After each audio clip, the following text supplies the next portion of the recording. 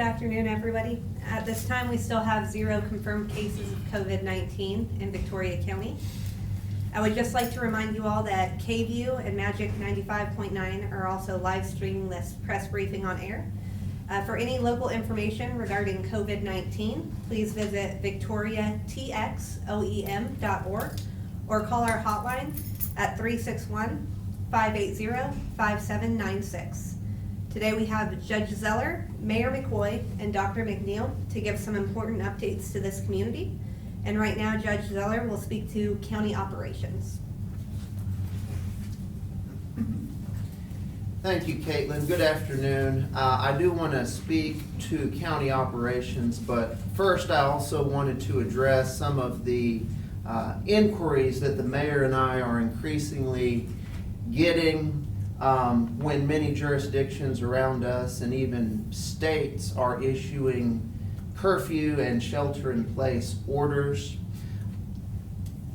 While the mayor and I are prepared to act quickly as our circumstances evolve, we do feel that the measures we have in place currently match the circumstances that we're seeing in our community as of right now. In consultation with our health authority, Dr. McNeil, our epidemiologist, our health department, we feel that the orders, the recommendations, and the things we're doing now do indeed match our current circumstances.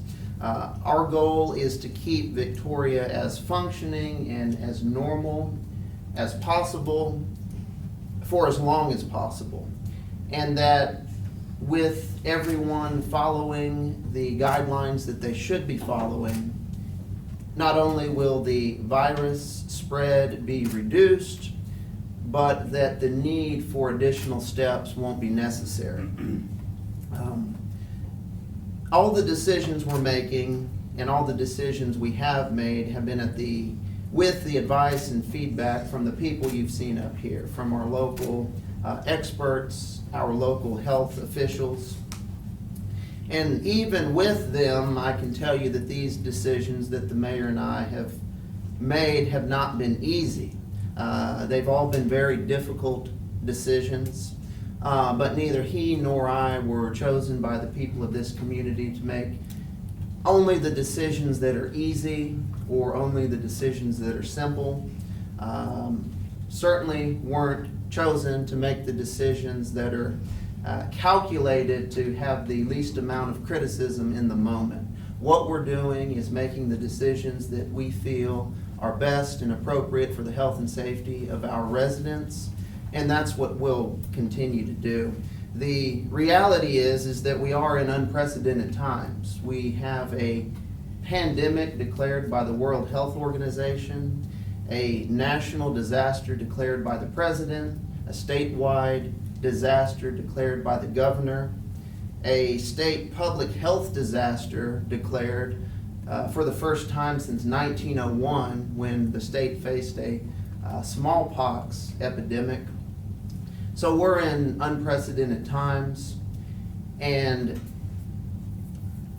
we really do ask the community to understand that and to look at the steps we're taking in light of those circumstances. We have to respond appropriately, and the reality is that the decisions and the direction to respond to this aren't coming from the state. Even the advice from the state is less than helpful in many circumstances. So what we're doing as local officials, relying on our medical experts, is to make the decision and to fill in the gaps with respect to advice for our community, doing the things that need to be done. That's what I feel we've done thus far, and that's what we'll continue to do every day until we have this situation behind us. And I know I speak for the mayor when I make those comments. In terms of county operations, we had a good discussion in our Commissioner's Court this morning. We have made the decision as of close of business today to end face-to-face public access in both the courthouse and in this building, the courthouse annex. At the direction and discretion of their supervisors, staff will still report to work to help the public with, over the telephone and online with needs as much as possible. But as of close of business today, face-to-face public access is ending for, I guess, until further notice. We'll reassess things as we go, but that'll be a change taking effective as of close of business today. In general, the nature of the county structure is such that individual offices and departments can make the changes they need to respond to this, and that's what they have been doing. Early on, the jail and the juvenile detention center did that, but those are two recent changes going into effect at 5 o'clock today. And I'll reemphasize the point that I made yesterday, that all of our essential county services and functions will remain fully intact. Law enforcement, emergency management, public health, these daily information sessions will all continue. But on the other operations that I mentioned, those are some changes taking place at 5 o'clock today. For anyone needing to do business with an individual county office, my best advice would be to just call first to see what their schedule looks like. And what we'll do is work to compile a most current list of those office either closures, or compile a list to put on our website and on Facebook to let folks know what we're doing with our many different facilities and offices. So with that, I will turn the microphone over to Mayor McCoy. Thank you, Judge. At this time, I want to speak to the issue of guidance for non-essential businesses. We talk about essential businesses, but I would like to offer these comments about non-essential businesses. At this time, the city-county emergency plan does not deem it necessary to shut down these businesses. However, we are encouraging strong compliance with CDC guidelines of limiting groups to no more than 10 people, staying at home if you're feeling sick, and practicing good hygiene.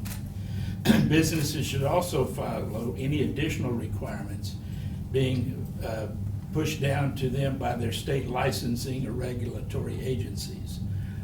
You've got to realize that people like hair salons and barbershops and things like that are regulated by the state of Texas.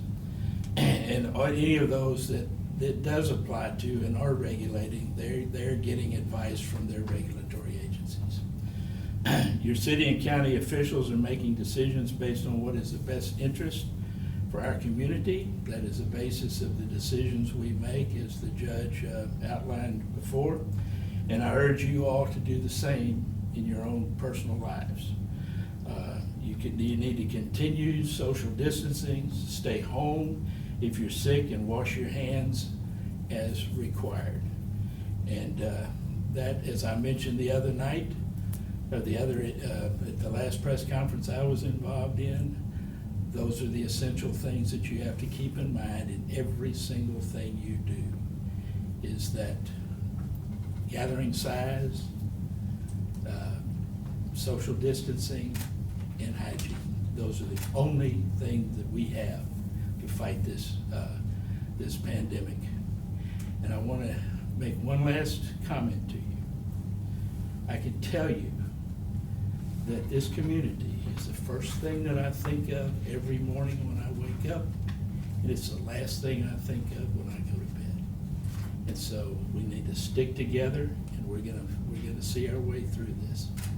So I'll turn it over to Katie. Dr. McNeil is going to speak to the specimen collection site we're getting up and running, and so he'll have some more information for you about that. Good afternoon, everybody, and welcome again. You know, I had briefly mentioned at our last press conference that we were going to be setting up a specimen collection site. It's not actually a testing site because, of course, we're not doing the true testing there. So we have a collection site that we're actually assembling, I think, as we speak, and it should be open by tomorrow.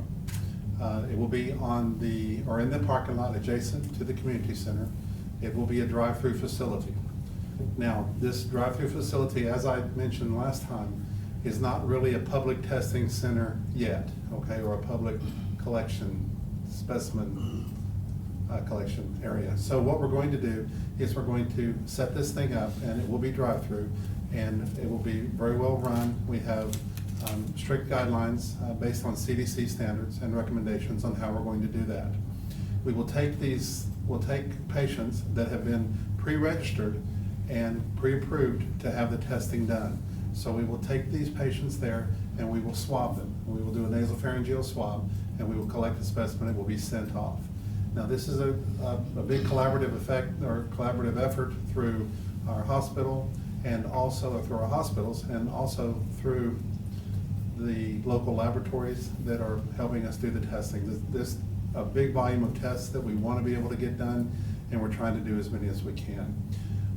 As far as the way to get into this, you've got to have a specific physician's order to do it. So you'll have an order, and we have already sent out information to the area physicians on what to look for. There's a specific form that goes to the Centers for Disease Control that has to be filled out. And there's also an order attached, and you will have a scheduled time when you go there. We have a few scheduled for tomorrow already. So get with your physician, just like we've always talked about. We're also putting into effect things that can help patients that don't have access to a physician. I just spoke with Dr. Kano from Citizens Medical Center, and he has reached out to the community health department, or the community health center there, and we are getting testing set up through there as well. So patients that meet criteria will be tested.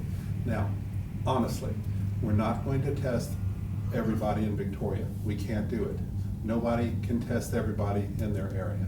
It's just not physically possible. We don't have the availability of tests to do it. But we do screen these patients, and we test the ones basically that we think may be positive, or the ones that have an exposure, the patients that have fever, chills, shortness of breath, cough, the things that we look for. So we're excited about that.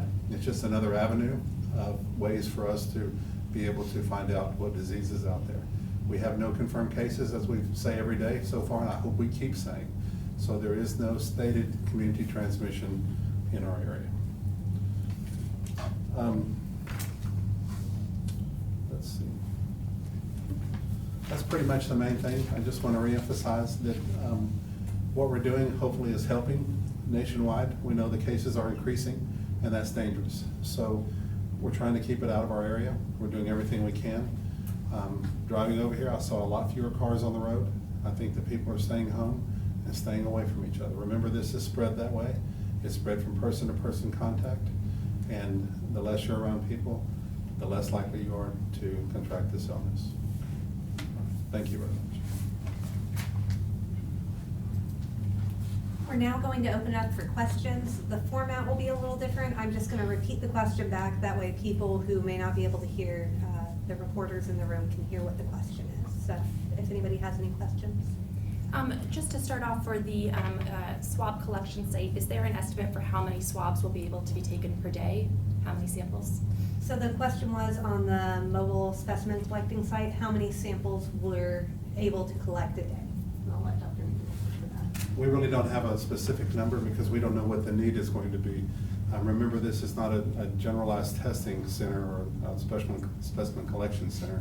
I feel like we're testing, but we're not doing the testing there, so we're collecting the specimens there. So we will collect as many as we can. I'm not sure how many per hour we can do with the number of people that we have, because we've never done it before. If we get to a point to where we can't test all that we need to, then we will add resources, but we'll just do as many as we can. And will those specimens be sent to local private labs, to state health labs, a combination? The question was, can I just repeat the question? Go ahead. She could probably do a better job. The question was, will they be sent to a local lab or to a state health lab? Or the honest truth is, we'll send them whoever will take them, okay? Every lab has capabilities, so when we fill one up, we'll go to the next one. And we fill that one up, we'll go to the next one. And all the time that we're doing that, we'll be looking for another one. So remember that there are a lot of tests being done, and these tests are being done by other hospitals, other clinics, other physicians are ordering them. It's hard to know exactly how many have been done, And it's hard to know how many we will do. We're just trying to make it available, and hopefully in a week or so, I can tell you how many we have done, and then we'll have a better idea. And I hope that, I hope they're all negative, of course, first, and so far they have been. And can you explain why testing for COVID-19 is more complicated than, a rapid flu test, and what labs in Victoria are actually capable of running the test? Do we know which ones have that capacity? The question is, which labs have the capacity to do the testing, and why is it more complex to do the testing? Well, it's more complex because it's a new entity. You have to have specific reagents to detect for specific viruses, and these reagents are having to be made. The whole process is having to be repeated. So we have flu testing available in every clinic practically. You can just go in there and get a flu swab and find out if you have flu A or flu B in 14 minutes. But this is a whole new deal, and everything has to be retooled and redone. As far as which labs have the capability, all the ones that I've seen have. So the bigger labs, of course, the big labs across the nation, LabCorp and Quest and CPL, our local lab, and Your Health Lab, and they're all able to do them as well. So we're utilizing everything we can and trying to get as many tests done as possible. Sorry. No, you're good. You estimate within the next 7 days, we should have some answers to the tests that you're going to start tomorrow. The question was, in 7 days, will we have answers? I will tell you that we will be able to give you better ideas of how many we've tested. And that's been a question that a lot of people have asked, how many have we tested? It's hard to give a number because I can tell you that they don't have to call and ask the health department's permission to run a test. Everybody's running their own tests now. Absolutely. And they're going directly to the private labs. There are patients that are going out of town, that are going out of state. There are companies now that are advertising that you can send the specimen to them anywhere. So there are a lot of people getting in on the testing, and I personally see that as a good thing because if we can identify people, we can take them, well, I don't want to say take them out, but we can put them someplace where we know that they can be isolated and keep them safe while keeping others safe around them. Can you reiterate what needs to happen before being able to go to the mobile specimen collection? What has to happen before that? The question is, what needs to specifically happen? And that's a great question. In other words, what specifically needs to happen before you can be tested at our new site? Well, what happens is that you need to speak to your physician or speak to a physician, or you can call the health department and we will see if we can help you in that respect as well. But you need to be able to contact a physician that can write an order. There is a thing called a PUI, Person of Interest form, that is filled out. It goes straight, it's a CDC form. And basically it looks at it and it talks about what your symptoms are. There are a lot of boxes to check. We fill that out. You will call the hospital, or they will call the hospital. It will get set up, and then they will give you a time, and you will be told to report at that specific time, at which time the specimen will be collected. The results will come back to the physician that ordered that, and of course any positive results are always reported immediately to the health department, and that's why we know there have been no positives in our area or in our county. I have a question for the judge or the mayor. Have there been any issues with enforcement of the governor's executive orders? Sure. We visited, had a policy meeting this morning, and talked about in our local situation. The governor's order, let me back up, that's led to a lot of questions as far as who the appropriate enforcement is of that. Some folks I've talked to says that's the Texas Division of Emergency Management. All questions related to the governor's vague executive order should be sent to TDEM for clarification and for enforcement. The mayor and I obviously have worked to clarify how things would be interpreted and applied locally in talking with our law enforcement folks. I haven't heard of anything as of this morning. The Chief Boyd is in the back shaking his head no, they haven't had any issues.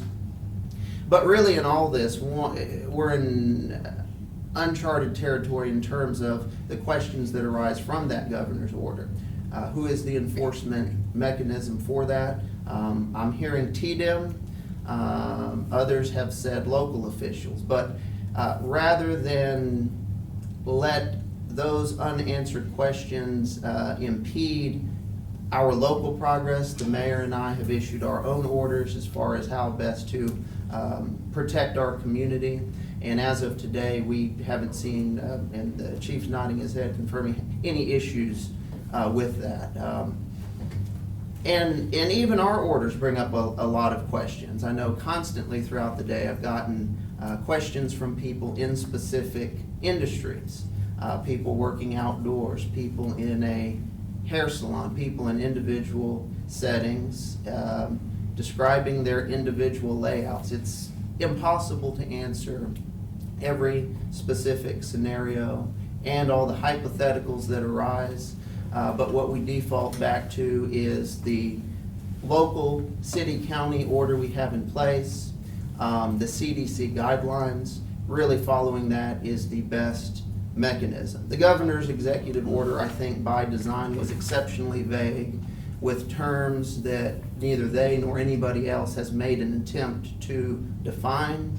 The mayor and I have attempted to do that because our people in this community deserve answers to the extent we're able to give them, and that's what we're trying to do every day. If there's a way we can further clarify and explain, we're going to try to do that.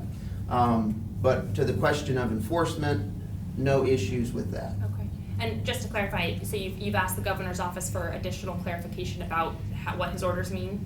The governor's been on many different conference calls, town halls and whatnot, where specific questions have been asked, asked to define specific things, asked what entities the term social gathering applies to, and those answers have been highly vague and ambiguous.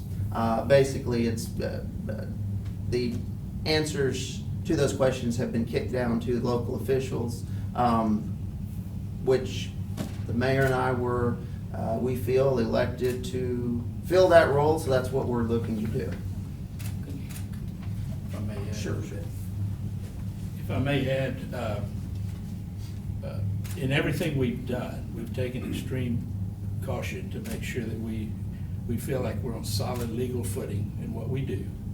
And we seek advice from different levels. I can assure you that our state representative, Jeannie Morrison, she's privy to conference calls and things within that level of government.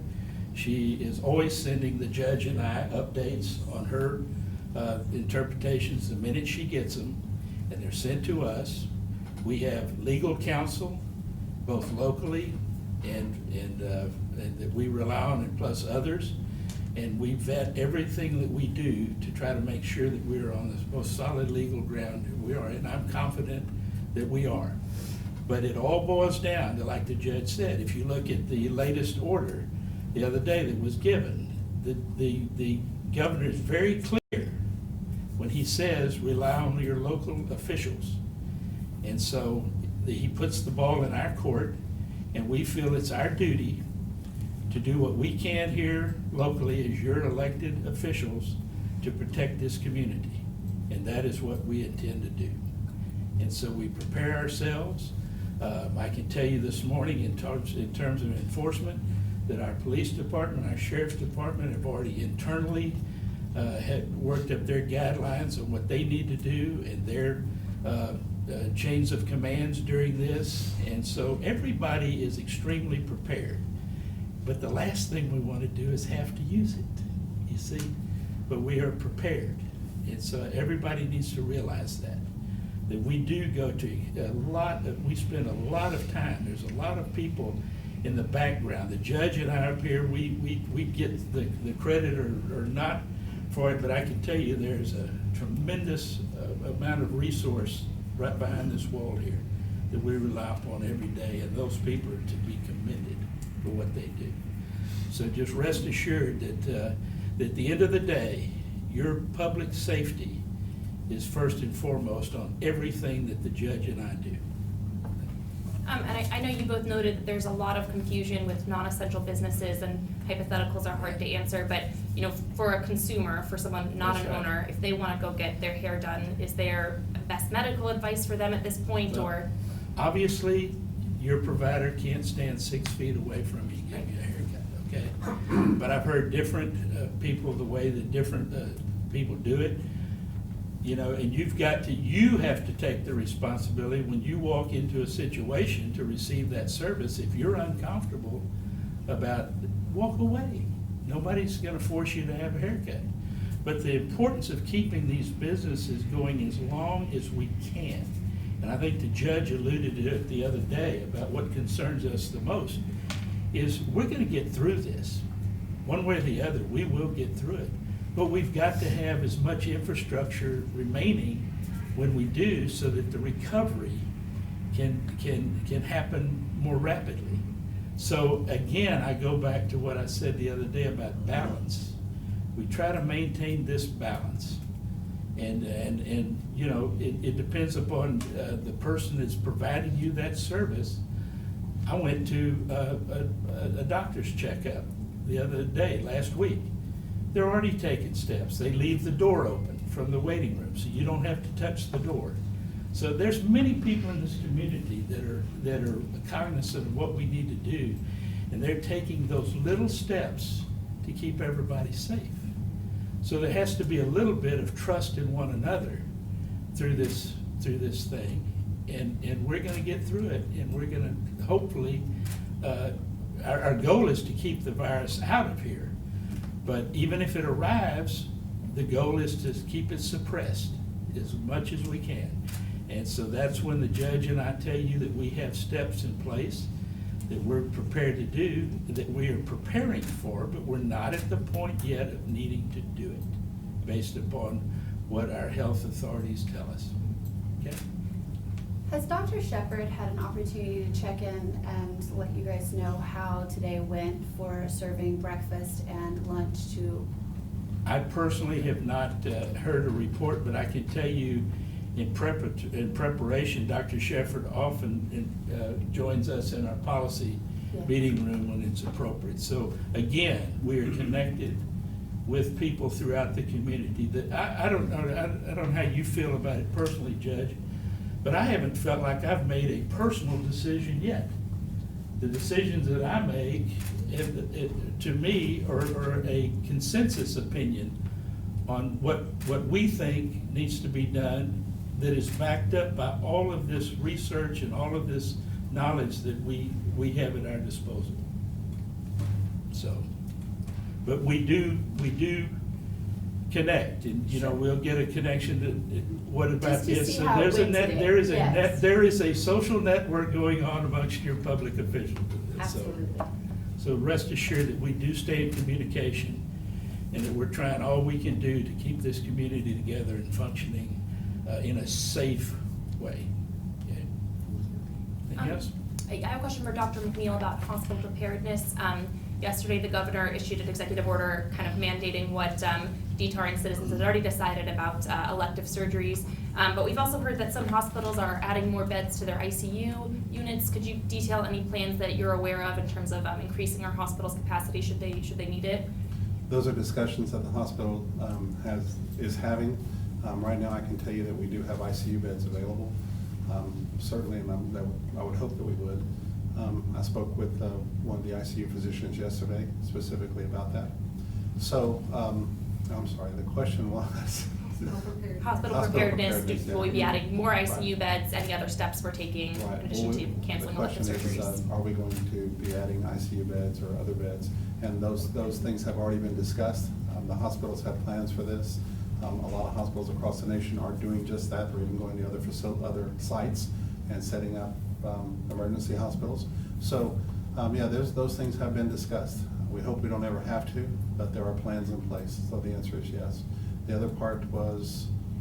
Are there any other steps besides canceling elective surgeries, besides ICU beds, any other actions that hospitals are considering or taking? As far as other steps besides counseling elective surgery, well, finally that came down from the state that it's going to be done, but I can tell you we were about a week ahead of that. We discussed that last week, so that will be done as well. And that's a good idea, because remember, we're saving personal protective equipment. Now, I just had a conference call at 1 o'clock with most of the physicians, medical directors of the emergency departments in our region, and we discussed things that we're seeing. We discuss personal protective equipment at length. The Centers for Disease Control has actually come up with specific plans and ways that we can extend the use of our personal protective equipment. In the perfect world, when we didn't have COVID and we didn't have a lot of other things, we put a mask on, we went in and saw a patient, we walked out the door and threw the mask in the trash can. Now we take the mask and we put it in a little brown paper bag and we set it on our desk and we reuse it, because the Centers for Disease Control has said in certain circumstances that is safe. If it gets old, if it gets dirty, if it gets around a patient with co-infections or multiple other infections, we don't reuse it. So, yeah, there's a lot of stuff going on with that. We're trying to conserve our resources because right now we don't have enough. But I will tell you, they are making them, and I actually got 35 masks sent to my office today, and we've been trying to get them for a month. So there are things that are happening, and it is getting better. Have you seen on social media that people are sewing masks as a way to contribute to the community? How do you feel about the quality and, the strength of these masks? The question is that there are people that are sewing masks and Yes. trying to help people. And, we applaud anything that people want to do. Everybody wants to help, and that's great. So one of the things that I've seen that has actually been approved is that we are taking these sewn masks and putting them actually on the outside of our N95 masks. So you can do that and actually extend the life of your N95 mask. Oh, So wow. that's one thing they've done. I had a lady, I'm not making this up, and I think it's very nice. They called my office this morning and said that they had found a way to make masks out of coffee filters. So I told them to send them over and we'd try them out. That's I wonderful. don't know the micron size of a coffee filter, but I'm sure we could find out. So there are a lot of people trying these things, and the Centers for Disease Control has actually released information on that. I have one final question. Yes, ma'am. Looking through the media and looking at the statistics, your professional opinion on maybe one particular site that you go to look at how many cases in the United States, how many cases statewide for COVID-19? Where do you look when you're gauging where we The are? question is, where would I look if I wanted to have the most latest data? Yes, sir. And that's without a doubt the Centers for Disease Control. Okay, If thank you you put for COVID clarifying. CDC, and it will pull up, and the front page that I pulled up about an hour ago was, it had the number to the day. And it Perfect. showed exactly how many cases, and there is a thing you can click that says state by state. So you Perfect. can actually get that information. Thank you for clarifying. Dr. McNeil, now that we're gonna have the, specimen collection sites up and running fairly soon, just so folks aren't alarmed if and when a case is identified, do you think it likely that there's gonna be a case confirmed now that we have expanded testing capacity? Or expanded collection capacity? The question is, do I think there's going to be cases confirmed with more testing? Well, there's a rule in medicine. You don't find things you don't look for. So the more we look, the more likely we are to find something. And that's the whole idea of testing. So my opinion is yes, we're going to find something. I'm very glad that we have come this far without any positive cases in our county, but it's spreading all over the United States, and we all know that. So I think that we would be a little remiss if we didn't think that it could happen and make plans. So we've made a lot of plans. Thank you all very much. Any other questions right now? Okay, well, thank you all for your time and for tuning in and listening to today's press briefing. Just a reminder that our website, victoriatxoem.org, is a great place to get local information, or if you have any other specific questions, you can always call into our hotline at 361-580-5796. Tonight at 6 p.m., this will be airing on Suddenlink, channel 115 or 15. And then following this briefing, a recording will also be aired on Q92, Jack FM, Club, and Kick stations. Thank you all for your time, and we'll see you tomorrow at 3.